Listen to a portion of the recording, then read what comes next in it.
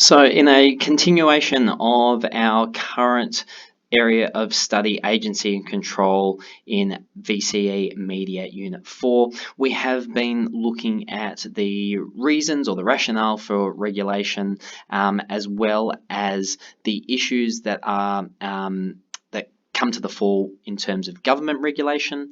And now this video will look at how self-regulation works and some issues that pop up as a result of that. We will look specifically at YouTube and Netflix in terms of how they self-regulate or how they make their own rules. Now, Netflix is an interesting case because it releases film and TV shows, which the films would traditionally be classified by the Australian Classification Board, a government regulatory body. But in December 2016, the Australian government announced that the Classification Board would instead partner with Netflix to give special permission to the streaming service to self-regulate. So together, they created the Netflix classification tool, which allows Netflix themselves to classify its own content. Now, the Classification Board still, because they are in charge of all films that are released in Australia, as well as all DVDs. So TV serials on DVD, they would regulate that as well. They still oversee how Netflix works, and they periodically review certain films or serials to make sure that Netflix is classifying things in line with the way that the Classification Board does it for films released on cinema and DVD.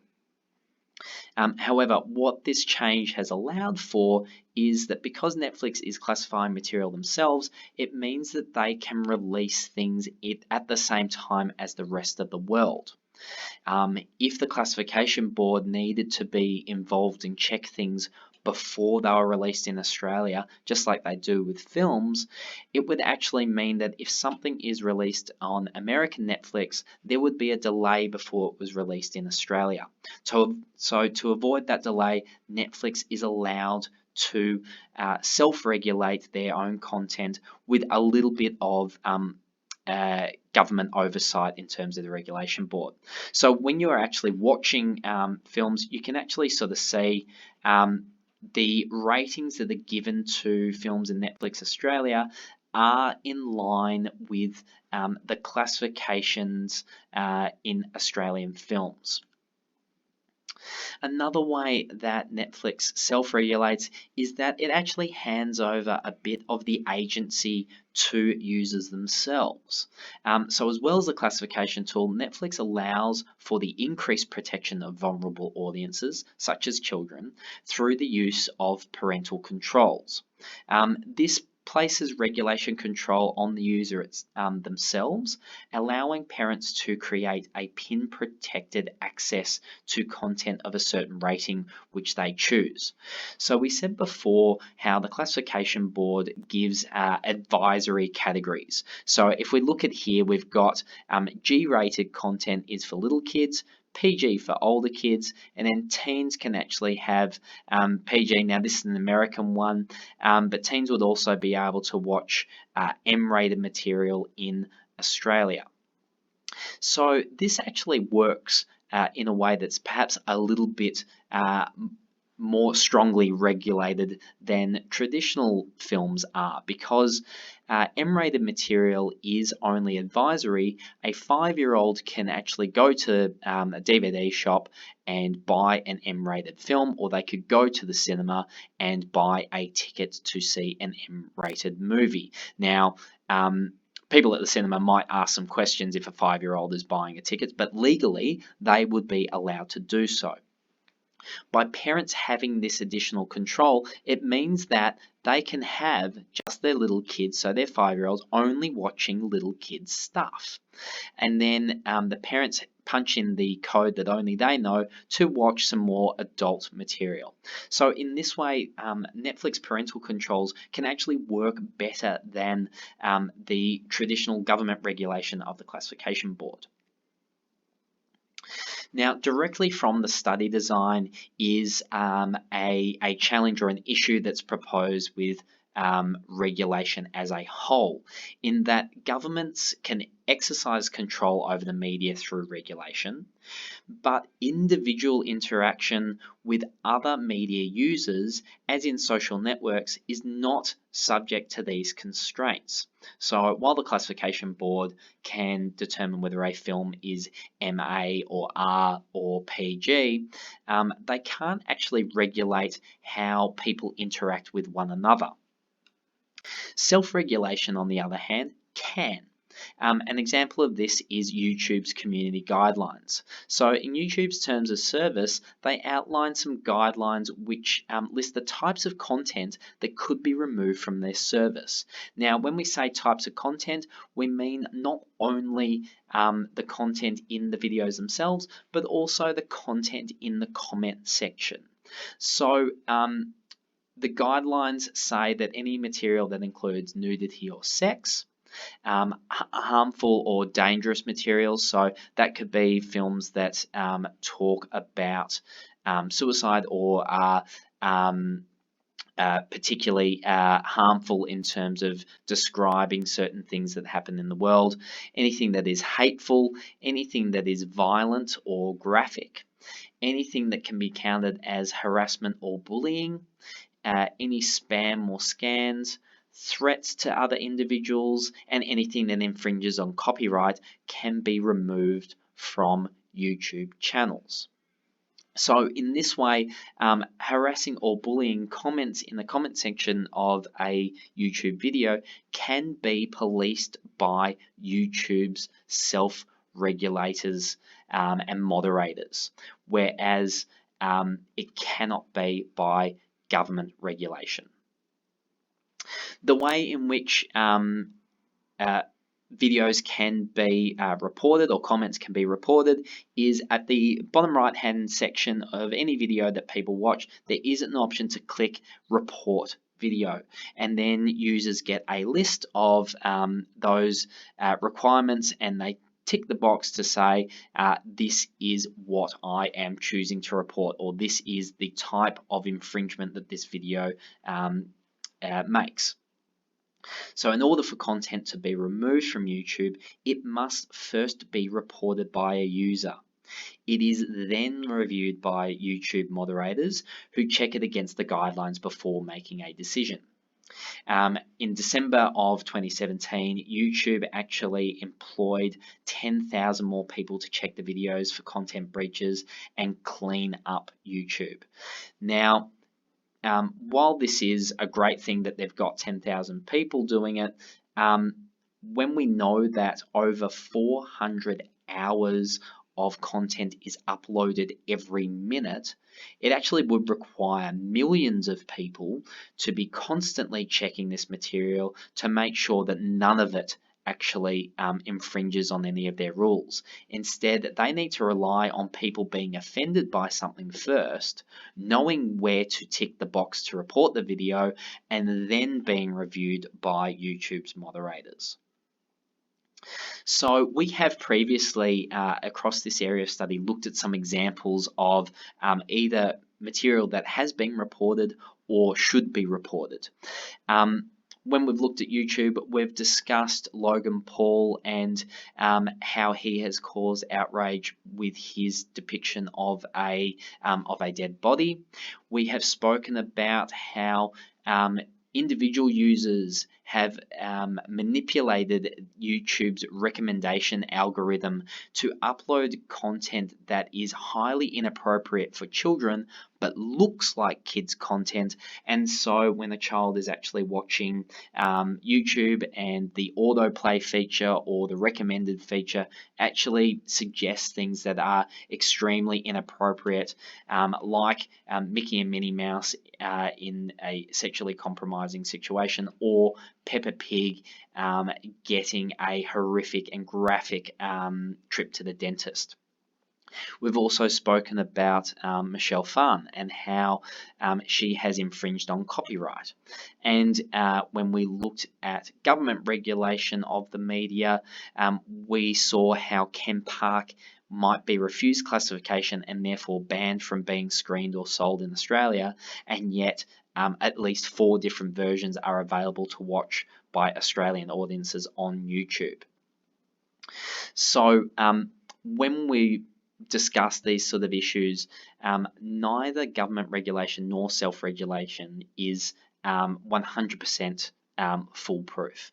There are advantages and disadvantages to both. So when we look at these advantages and disadvantages of self-regulation on Netflix and YouTube, we can see that the pros is, for YouTube in particular, anyone from the community can report a material that is infringing on any of those guidelines, thus reflecting what is acceptable to society at the time.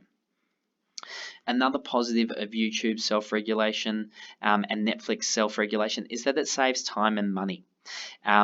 Because films and serials shown on Netflix don't have to be checked by government employees before they're screened, and they're checked instead by Netflix itself, it means that we get that material faster as audiences, which is great, and it also means that as taxpayers, we're not paying for those checks. Okay, Netflix, the private media institution, pay for them.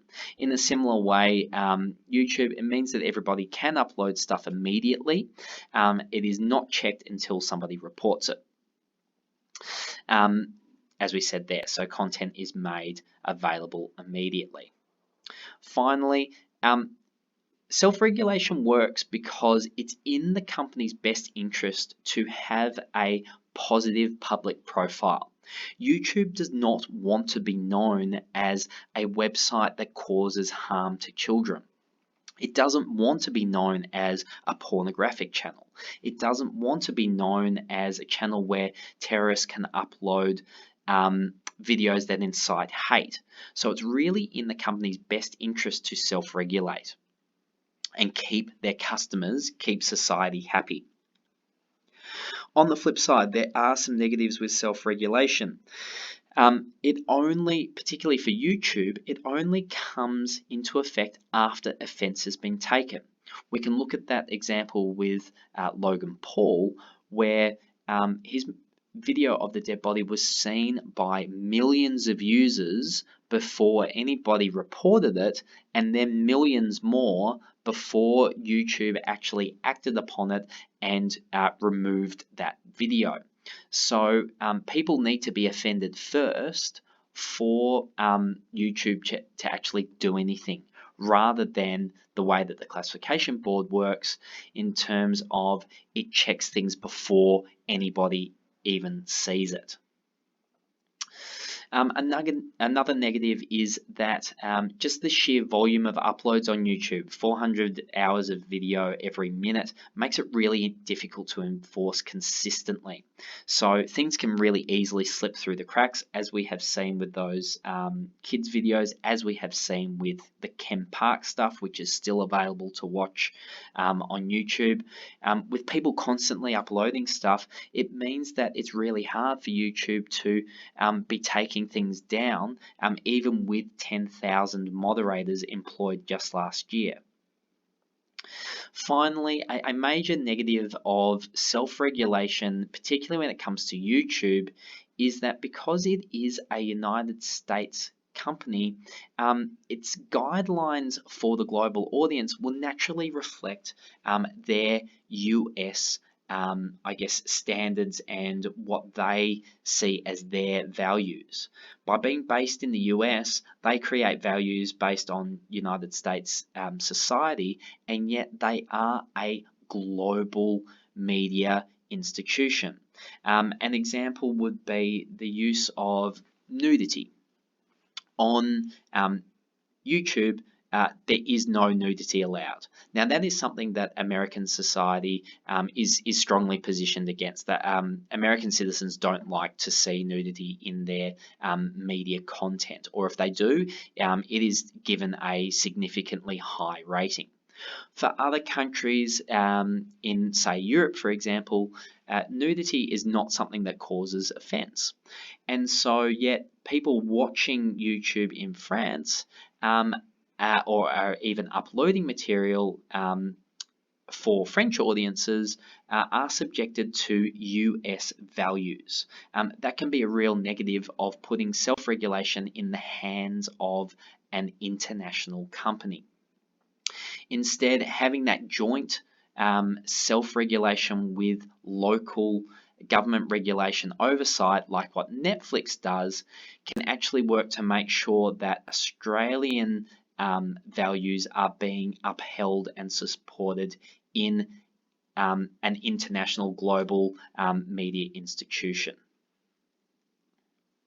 So again, directly from the study design, as we have seen both in government regulation and self-regulation, there are these issues pose challenges for managing and regulating the use of the media by globalized media institutions, governments, as well as the individual. So we can break that down in terms of globalized media institutions, Netflix and YouTube. There are issues for governments such as the Australian government. An issue is proposed in terms of how the Chinese government regulates their media, and it becomes an issue for the individual too in terms of using a service such as YouTube, and for things like parents using Netflix and setting their parental controls on that. So this officially ends the last little bit of content for this unit, agency and control. There is a lot to absorb here, so do make sure you double check those case studies and those examples. Have your facts and figures ready. Have those pros and cons ready to discuss, because you will be asked to evaluate regulation as it applies in Australia. Otherwise, thank you very much for watching.